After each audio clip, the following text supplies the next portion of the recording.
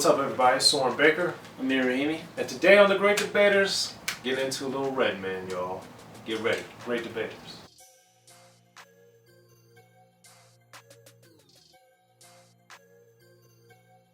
Alright, Amir. So today on The Great Debaters, we're going to be talking about Redman's Whut the album and picking our top 3 songs from this project. And this is extremely difficult because Redman, this album, Whut the album, is one of the most consistent albums with very, very little, if any, filler. And the skits, there's all kinds of things going on this album, and it's got a lot of tracks. It was one of the first albums I remember that had so many tracks on it, regardless of the length. It has 21, and I just remember when I got the album, I was like, man, this is going to be like 3 hours long. But obviously, I was mistaken. But that being said, this album came out in 1992. This is on the heels of EPMD. In my opinion, you got really EPMD, Ice Cube, and Eazy-E are the 3 best talent scouts in rap history. And Ice-T is probably up there too as number 4, if not just they're all number 1. But this was in the early stages, and the Hit Squad was coming to be what it became. And Redman was obviously the standout as a solo artist of the crew. So Amir, first impressions of hearing this album just before we get to the actual songs on Whut the album. I don't like that we're doing this video. Uh-oh. It's too hard, man. I'm happy you started the question off like that, though, because Dr. Trevis, man. Dr. Trevis. Redman being the personality that he already is, as many people know him for other things like MTV Cribs episodes and staying true to himself and taking videos of him driving on the freeway and just very funny things. Not only is he a personality himself, but he's great at making other personalities. You know, Dr. Trevis being one of them. I think starting off the album, kind of putting a theme on it, with just a crazy album cover like this, you're like, what am I about to get into? Right. And Redman shows us that with his skits. He references them. He also has uncles, his therapy sessions, and what do we get? Dr. Trevis leading into track 2, very appropriately, also a very great sample off of a great Cypress Hill song. Time for some action. Time for some action, which I'm just going to get right into it. It's one of my picks. It's creatively spelled as well, for those that actually look at the song titles and how they're written. So yes, Time for Some Action is one of my top 3 songs on this album. I love the Cypress Hill sample, and I love, as people will hear me say in different things, I just love this type of energy in rap songs, and it's one of the main reasons, or a main reason, a big reason why I love rap so much is the energy in the music and how it's conveyed. And this was being done a lot at the time, but the Go Brooklyn, that's also in the song, even though neither he nor Eric Sermon are from Brooklyn, I always thought it was a little odd, but I still liked it because it really adds, I think, a lot to the song. But Amir, as far as what happens on the song beyond the sonic things that I just mentioned, what makes it great? The flow that he has on freaking the whole album, man. And I love how you actually mentioned the Brooklyn thing too, because Redman on his next album has a song called We Run New York. He's not from New York. I always thought that was funny. Yeah. But who's keeping track? He's so great. Dude, this when you sample Boogie Down Productions, you gotta just leave that as it is. Time for Some Action. Those verses, just his flow is really usually when I speak of flow, I'm usually getting the more, fast rappers I'm talking about, the Tech Nines, the Bone Thugs and Harmonies, people of that, Twista, people like that I'm usually talking about. But Redman is someone who, he can rap, quick, but as far as rapping on more of a normal pace, he's got one of my favorite flows in rap history. Okay. And I think he's so excellent. And Time for Some Action and really just on multiple spots on this album just show that. It's quite evident, it's quite obvious. I love the 2 long verses we get on this song and just the little punchlines he has there, him showing off. And I just, the chorus, as we mentioned, is just fantastic. And I especially love how we were about to get a 3rd verse and then he's been told to chill out. Yep.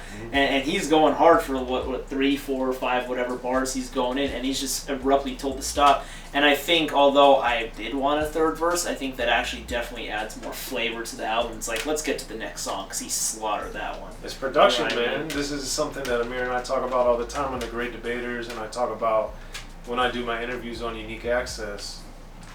Man, you know, it's just when you're adding different elements and scratching and cutting songs off and having Hurricane G on the album or all these different things, it just makes it a more enjoyable listen. It's not just a song that sounds the same length of time. It's not the same execution. It's not the same delivery. It's always just all these different things going on. And that's, to me, what makes things stand out and memorable. And then this album came out in 92 and we're talking about it in 2019. There's a reason why, because it's one of the best. And that's that. So, what's another one of your top 3, Amir? Tonight's the Night. That smooth instrumental that we've heard sampled by one of the greats as well. You know who I'm talking about. Let It Be Known. Let It Be Known. Big Daddy Kane. Yes. So, I love, and this is another thing that we're going to talk about again, and we just got to remind you, the production value, how he starts it off, and he's going perhaps a little too soft for Hurricane G, as she tells him to go a little harder and whatever, and then he just goes in even harder, and he's after the gold, after that the platinum. Hurricane G packs the Gatsun.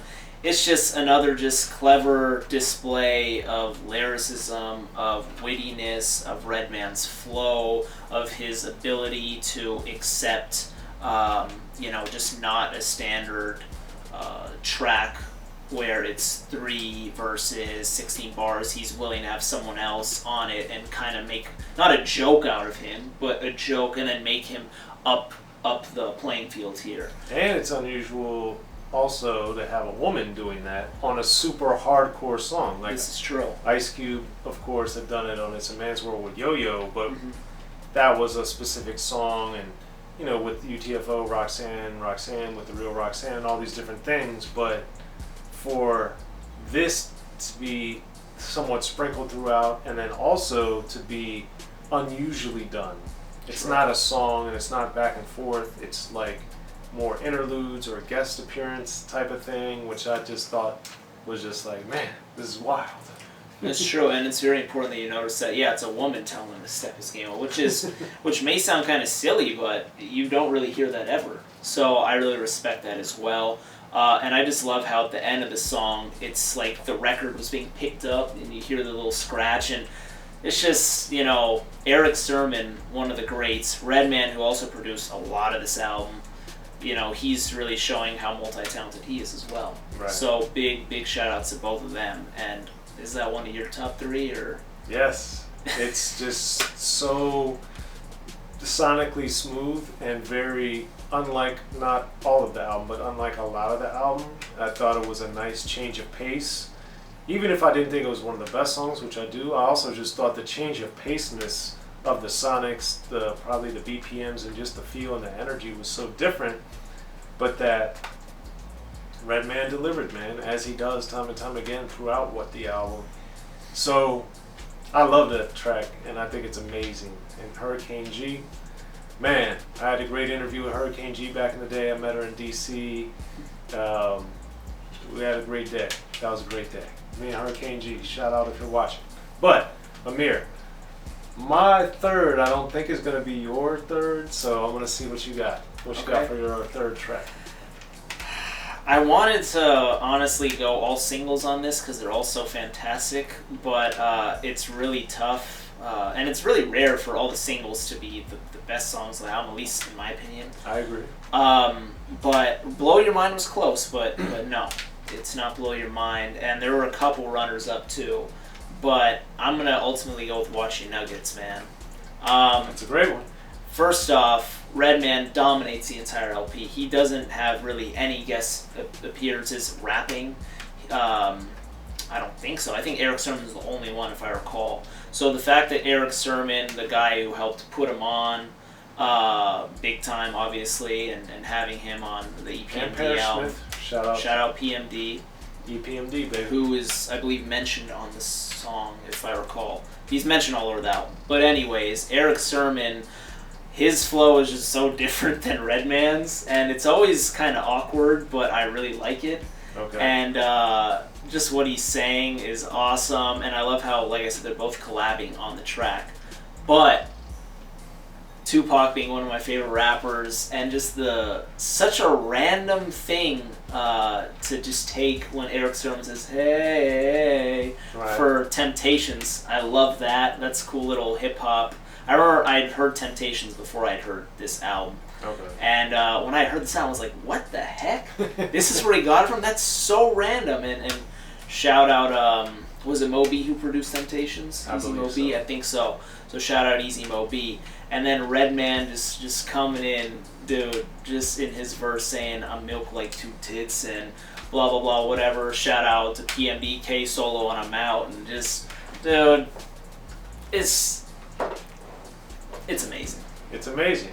That is not my third pick. Okay. So I was correct that you were not going to pick my third pick, which is, drumroll please, Rated R. Dude, Rated R was another one of those with that sound effect that they had in there, whatever that is. I thought it was amazing. The sampling, Redman, Rated R, playing off of all of that. And I thought that was one of those ones where I love it when especially the harder edge rappers sound like they're having fun making a song. I imagine that song in particular just was fun to make, the way he was rapping and his energy and his vibe on there. And that's why that's one of my favorite songs on there. And then sonically, I just love the beat and the production on there. And I just love Redman's whole demeanor. And that concept on that song too. Yeah. Woo!